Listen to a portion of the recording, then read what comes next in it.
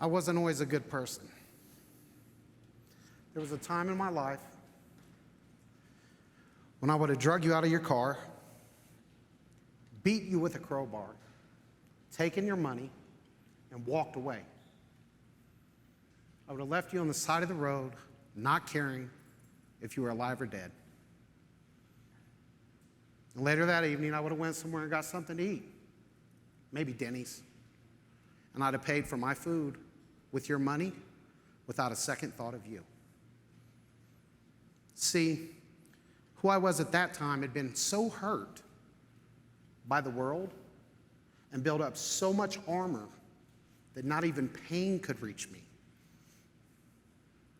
I couldn't feel anything, nothing.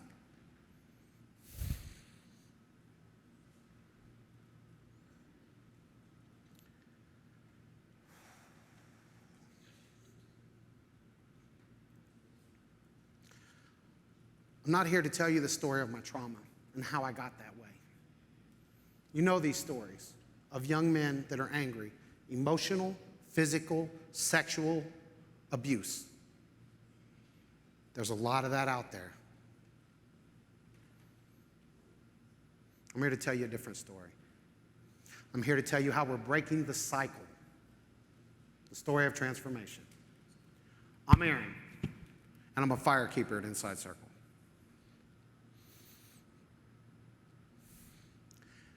If you have ever heard the song, Looking for Love in All the Wrong Places, that is a euphemism for my young life. I looked for intimacy, emotional connections, acceptance, camaraderie, and love that I was not getting at home, in the streets, and I found an abundance of it. There's just a price. I had to be willing to commit acts of violence and fit into a gang. I found mentors, elders, brothers right there with me that loved me. This began to cause problems in my life. I became a taker, and there is a long line of faceless victims that I never knew their name behind me. I began to go in and out of juvenile hall. I had problems at home. My family's answer was to send me to the military. My grandmother convinced a recruiter, and off I was. So I got to basic training. And we went to the armory, and we withdrew M16s and marched down to the field and put a pad on the ground and sat down and began to learn basic rifle marksmanship. Drill sergeant said, I'm going to teach you how to field strip an M16 in less than 2 minutes. By the time he finished talking, I had it apart and had begun to reassemble it, and he watched me. And I could see him puzzling out, how does a 17-year-old boy know how to do this?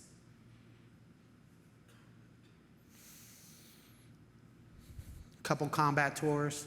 I'm a soldier. Couple combat tours. In some places with no names. Thank you. Some places with no names, and I did my job. And when I came back, the skills that I had did not translate to a career. I did not have what I needed to see a future for myself. What I had was combat skills. And I went back where they love me and support me and encourage me. A year and a half later, I took a human life. And I was held accountable and sent to prison with a life sentence to die there.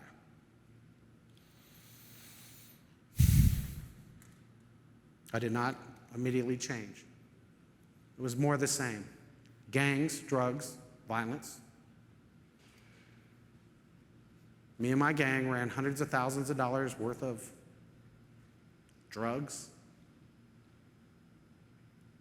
crime, gambling, everything, from prison.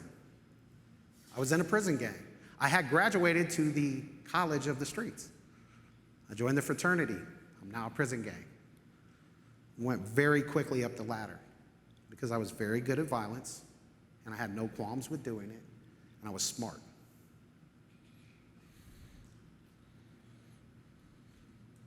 I was miserable. And it began to take a toll on me, even as a young man. I hurt. Then one day, an old white convict,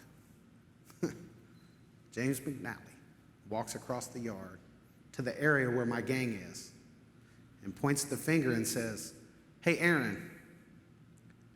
No one in prison calls me Aaron. My name was J-Dog. Shot caller, running a gang, don't play with me. But he used my name and it got my attention. And he said, "We have a group in the chapel. Would you like to come? We just talk. Kumbaya in church." Not who I am. I don't want to join the choir. I don't want to go to Bible study. I don't go to the chapel. In fact, now that I think about it, I'd never been in the chapel on that yard for nothing. My honest thought was that he was trying to get me into the chapel so that he could isolate me and stab me to death. I'm up for the challenge. Yeah, I'll go. So I go home, and I wait on the little pass that says duck it to give me a time to be there. I take a piece of metal and I put a point on it, and I make a handle, and I secure it on my body, hide it, and I go to group.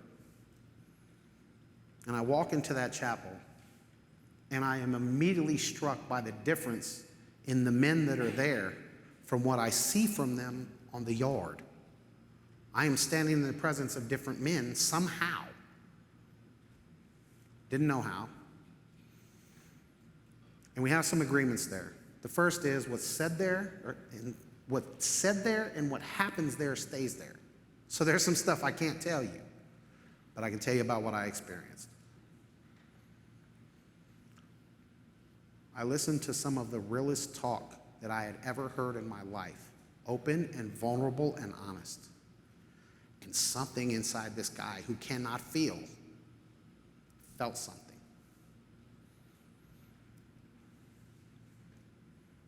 And I went home, and I got another ducat, and I went back. And I got another ducat, and I went back. And I began to look at myself. You see, given the opportunity and the support and the space to address where I was hurt, showed me that I can support other men to address that same place by giving them the same time and space. We call it doing the work. And it works.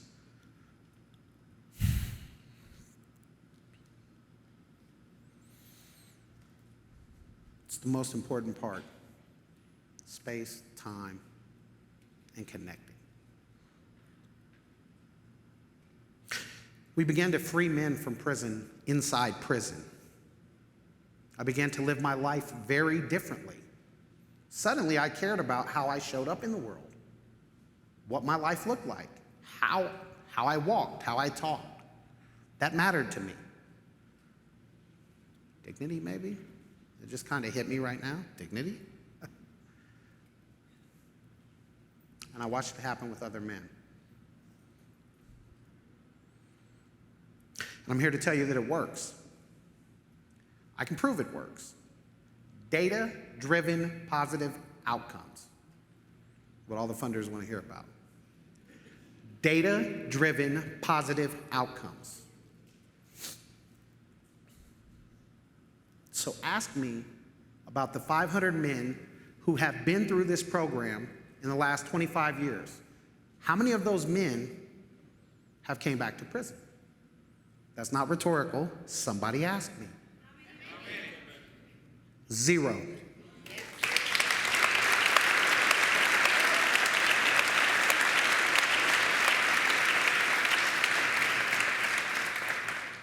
Yeah, 0.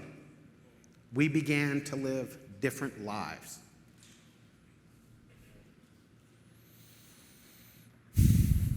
See that gang I belonged to, that hood, neighborhood? We figured it out. That hood became brotherhood. That brotherhood became fatherhood. And that fatherhood became manhood.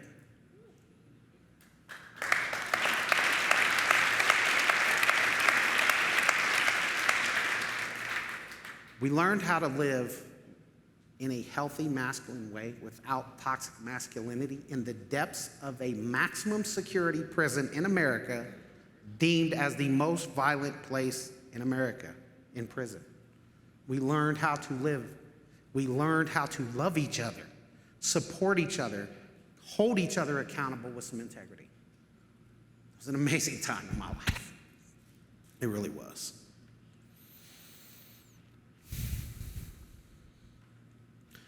Opening my heart, working on how I feel about things, allows me to show up differently. I am not the guy who would have drug you out of your car. That guy's gone. I'm a whole new man.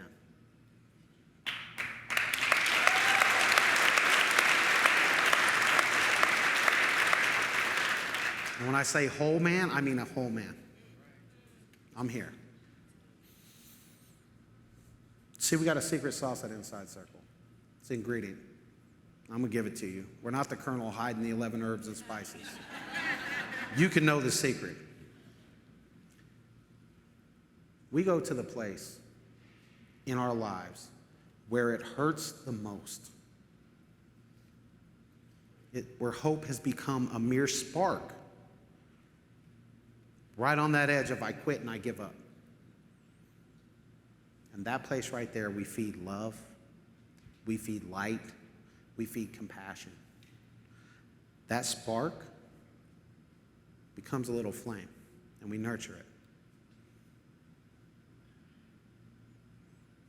Stand with me and help me fan these flames. Please.